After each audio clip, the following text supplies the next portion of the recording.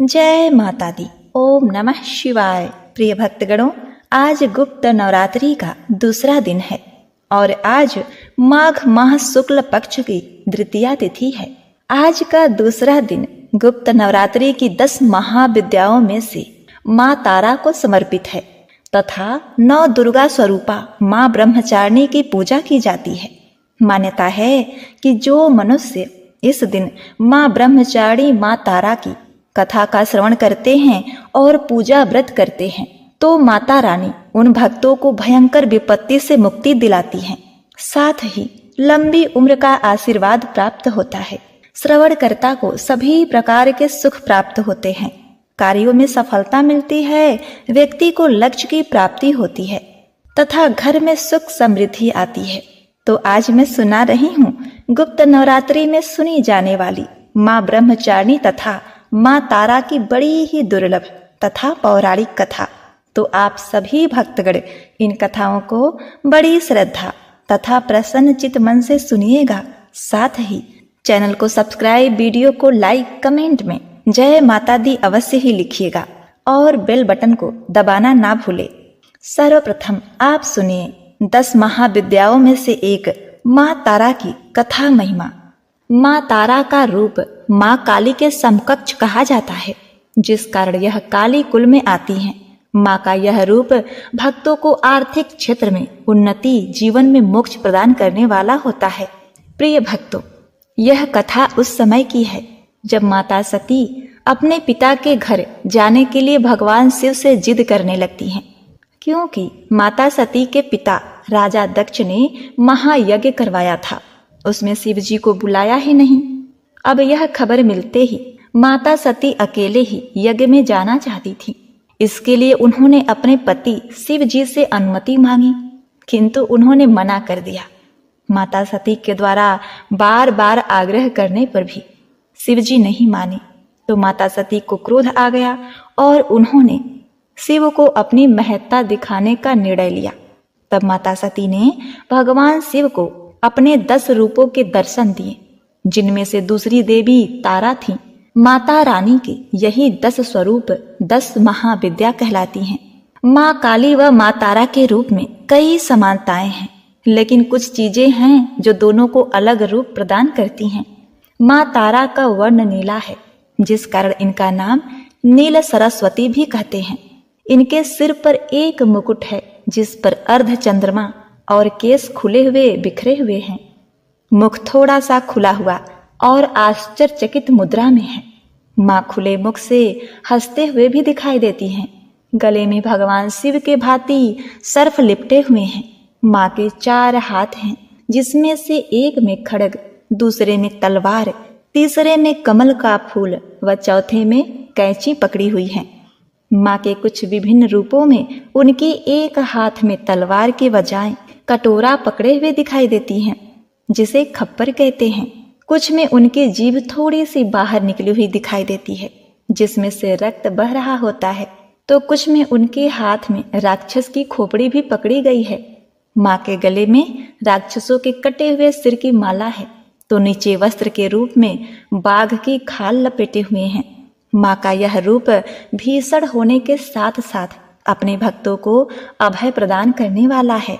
माँ तारा की एक कथा समुद्र मंथन से जुड़ी हुई है।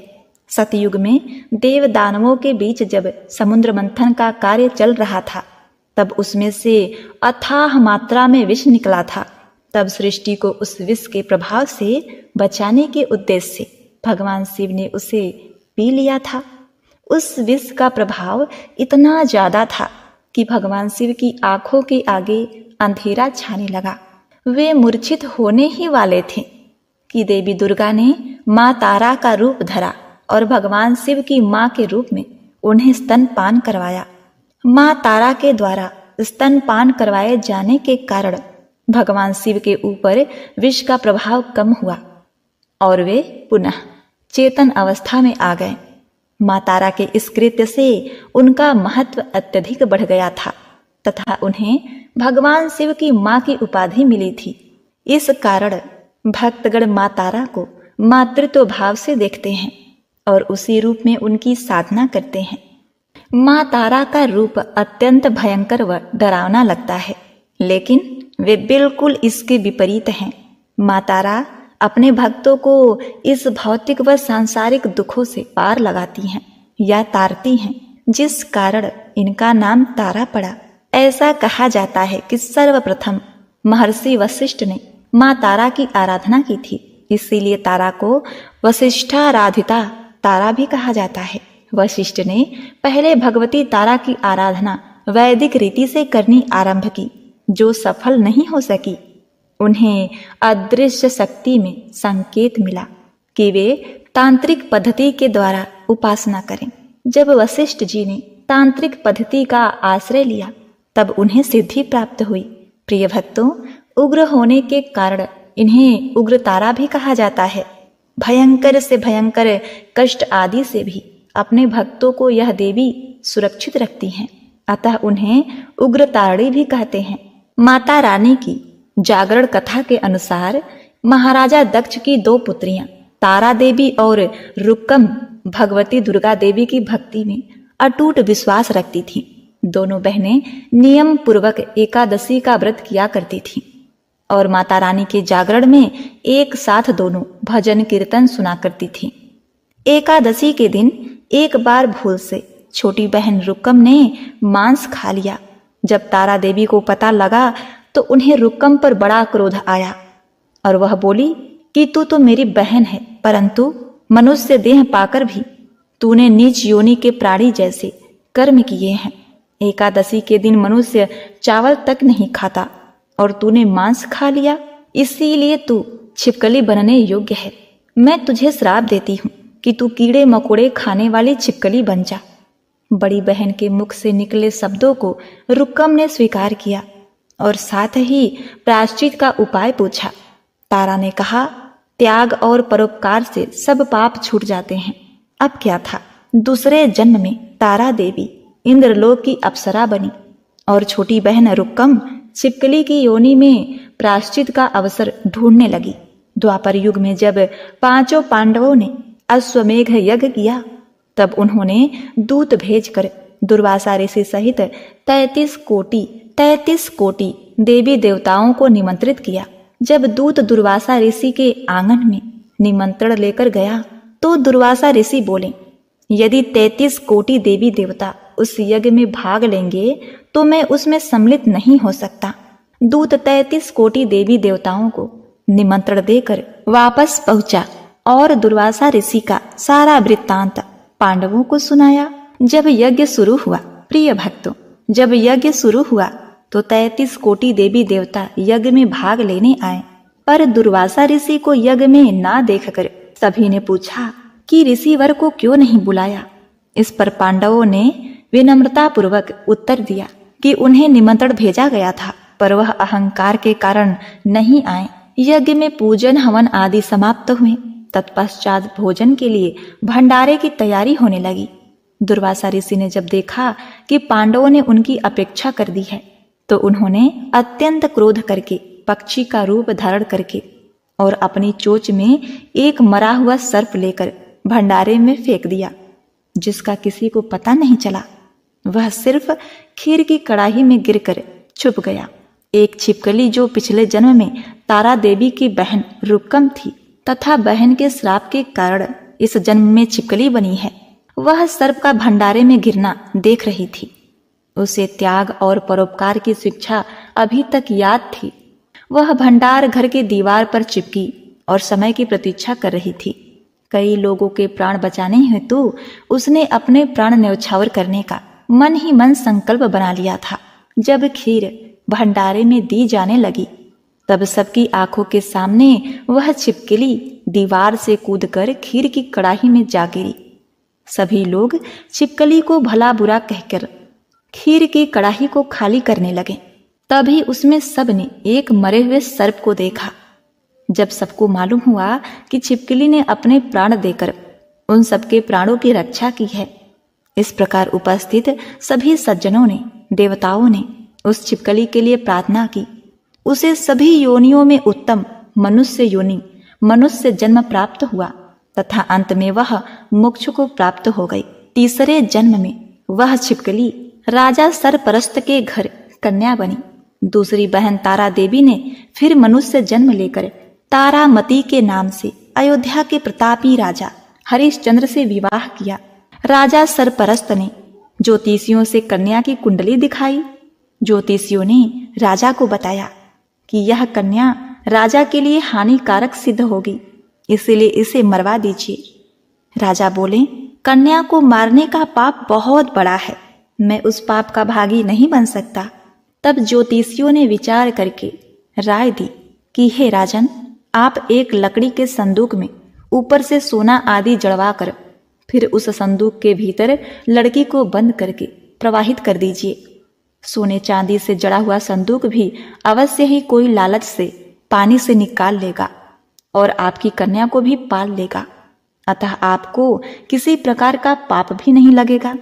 अब क्या था, ऐसा ही किया गया।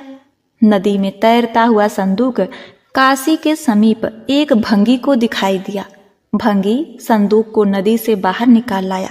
उसने जब संदूक को खोला तो सोने चांदी के अतिरिक्त अत्यंत रूपवान कन्या दिखाई दी। उस भंगी को कोई संतान न थी।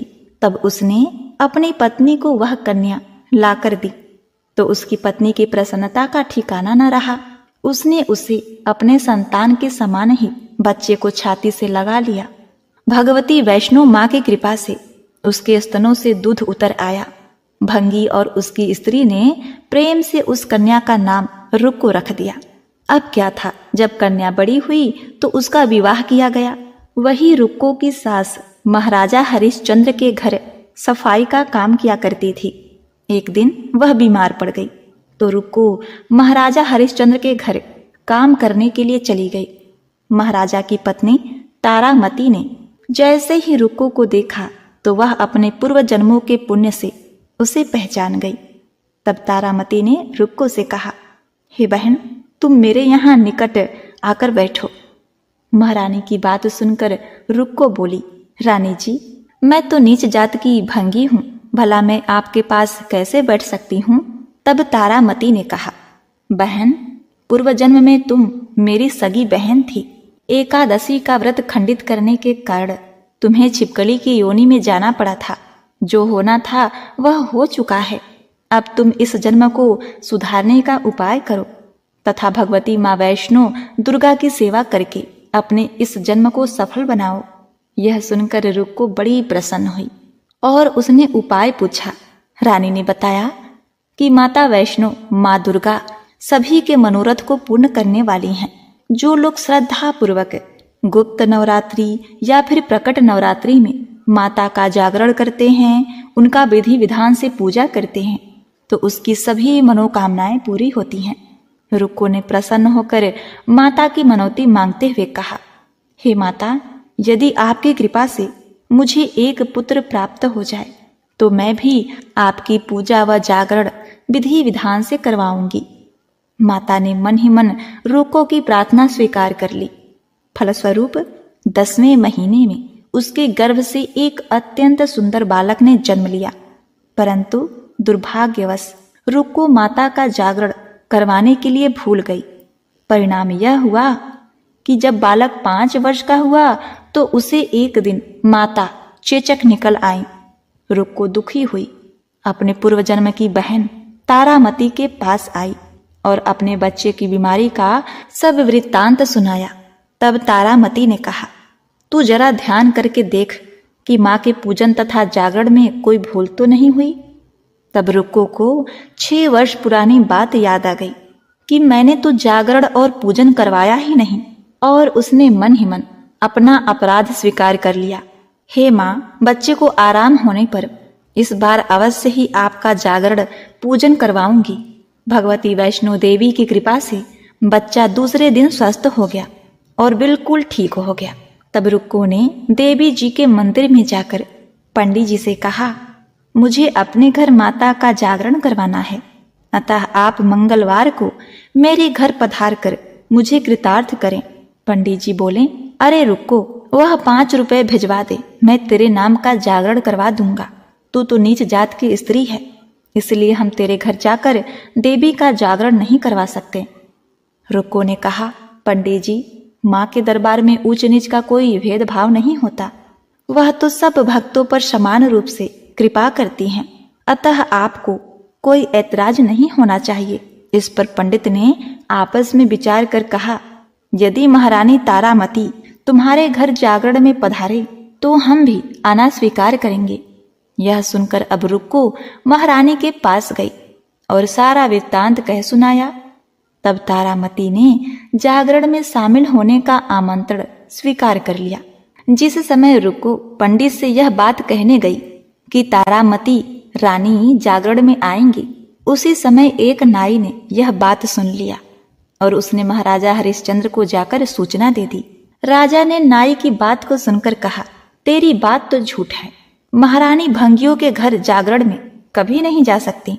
फिर भी परीक्षा लेने के लिए राजा ने उस रात अपनी उंगली में थोड़ा सा चीरा निशान लगा लिया, जिससे राजा को नींद न आवे। रानी तारामती ने देखा अब जागरण का समय हो रहा है, परंतु महाराज को नींद नहीं आ रही है, तो उसने माँ वैष्णो देवी से मन ही मन प्रार्थना की, हे माता, आप उपाय करके मेरे महाराज को सुला दें ताकि मैं आपके जागरण में सम्मिलित हो सकूं। तब राजा को नींद आ गई तो रानी तारामती ने रोशनदान से रस्सी बांधकर महल से उतरकर रुक्को के घर जागरण में जा पहुंची। उस समय जल्दी के कारण रानी के हाथ से रेशमी रुमाल तथा पांव का एक पायल रास्ते में ही गिर पड़ा। उधर थोड़ी देर बाद राजा हरिश्चंद्र की नींद खुल गई। तब वह भी रानी का पता लगाने के लिए निकल पड़े। मार्ग में राजा ने पायल और रुमाल देखा तो रास्ते से वो दोनों चीजें उठाकर अपने पास रख लिया और जागरण वाले स्थान पर जा पहुंचे। जहां जागरण हो रहा था वहां एक कोने में चुपचाप बैठकर सब दृश्य देखने लगे। तो सबने माता की आरती व अरदास की। इसके बाद प्रसाद बांटा गया। रानी तारामती को जब प्रसाद मिला तो उसने झोली में रख लिया। यह देखकर लोगों ने पूछा कि आपने प्रसाद क्यों नहीं खाया? यदि आप प्रसाद नहीं खाएंगी तो कोई भी प्रसाद नहीं खाएगा। रानी मुस्कुराते हुए बोली, तुमने जो प्रसाद दिया वह मैं अपने महाराज के लिए रख ली हूं। अब मुझे प्रसाद दो। अब की बार प्रसाद लेकर रानी तारा ने खा लिया। इसके बाद भक्तों ने माता का प्रसाद खाया। इस प्रकार जागरण समाप्त करके प्रसाद खाने के पश्चात रानी तारामती महल की ओर चल पड़ी। तब राजा ने आगे बढ़कर कहा, तुमने नीच के घर का खाना खाकर अपना धर्म भ्रष्ट किया है। अब तुझे मैं इस घर में कैसे रखूं? तूने तो कुल की मर्यादा व मेरी प्रतिष्ठा का कोई भी ध्यान नहीं रखा। जो प्रसाद तू अपनी झोली में रख कर मेरे लिए लाई है उसे खिलाकर मुझे भी अपवित्र करना चाहती है। ऐसा कहते हुए जब राजा ने झोली की ओर देखा तब भगवती वैष्णो देवी माँ दुर्गा की कृपा से प्रसाद के स्थान पे चंपा, गुलाब, गेंदा के फूल और कच्चे चावल और सुपारियां दिखाई दी। यह चमत्कार देखकर राजा आश्चर्यचकित रह गया। राजा हरिश्चंद्र तारा को महल में लेकर लौट आए। रानी ने ज्वाला माता की शक्ति से बिना किसी माचिस या किसी चमकीले पत्थर की सहायता से राजा को अग्नि प्रज्वलित करके दिखाया, जिसे देखकर राजा का आश्चर्य और बढ़ गया। राजा के मन में भी देवी के प्रति विश्वास और श्रद्धा जाग उठी। राजा ने रानी से कहा कि मैं माता के प्रत्यक्ष दर्शन करना चाहता हूँ। रानी बोली, महाराज, प्रत्यक्ष दर्शन पाने के लिए बहुत बड़ा त्याग करना चाहिए। यदि आप अपने पुत्र रोहिताक्ष की बलि दे दें तो आपको दुर्गा जी के प्रत्यक्ष दर्शन हो सकते हैं। राजा के मन में तो देवी के दर्शन की लगन लग गई थी। राजा ने पुत्र मोह त्याग कर रोहिताक्ष का सर देवी के चरणों में अर्पण कर दिया। ऐसी सच्ची श्रद्धा और बलिदान देखकर दुर्गा माँ सिंह पर सवार होकर उसी समय प्रकट हो गईं और राजा हरिश्चंद्र को दर्शन करा के उन्हें कृतार्थ किया और मरा हुआ पुत्र रोहितास भी जीवित हो गया। यह देखकर राजा हरिश्चंद्र गदगद हो गए। इसके बाद सुखी रहने का आशीर्वाद देकर माता अंतर ध्यान हो गई। राजा ने तारा रानी की भक्ति की प्रशंसा करते हुए कहा, हे तारा, मैं तुम्हारे आचरण से अति प्रसन्न हूँ। मेरे धन्य भाग हैं जो तुम मुझे पत्नी के रूप में प्राप्त हुई।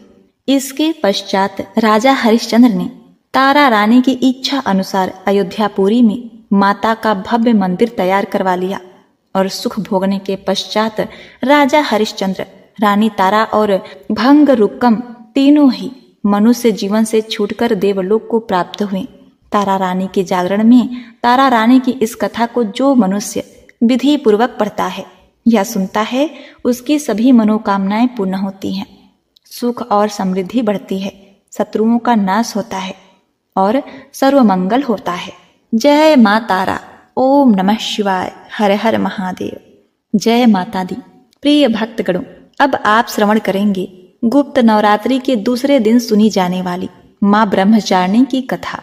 ब्रह्मचारिणी का अर्थ है तप की चारिणी, यानी तप का आचरण करने वाली। देवी का यह रूप पूर्ण ज्योतिर्मय और अत्यंत भव्य है। इन देवी के दाएं हाथ में जप की माला और बाएं हाथ में एक कमंडल धारण किए हैं। पूर्व जन्म में इन देवी ने राजा हिमवान के घर पुत्री के रूप में जन्म लिया था और नारद जी के उपदेश से भगवान शंकर को पति रूप में प्राप्त करने के लिए घोर तपस्या की थी। इस कठिन तपस्या के कारण इन्हें तपचारिणी अर्थात ब्रह्मचारिणी नाम से अभिहित किया गया।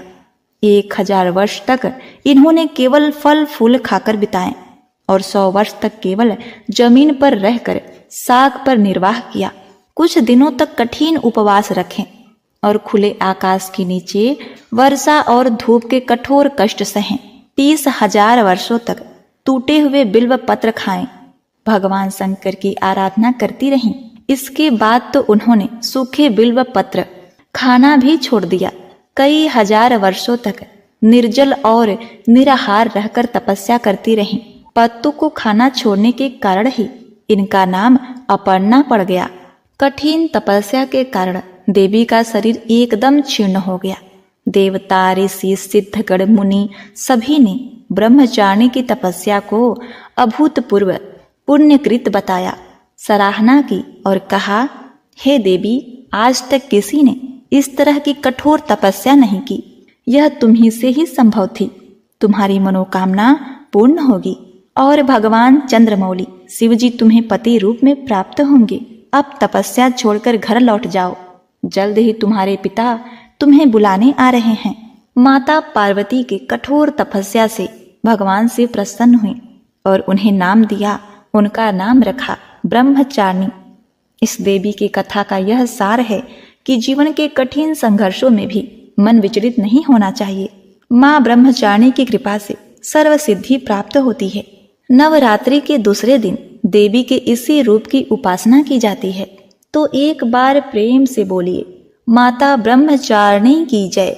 जय माता दुर्गा। जय माता दी। ओम नमः शिवाय।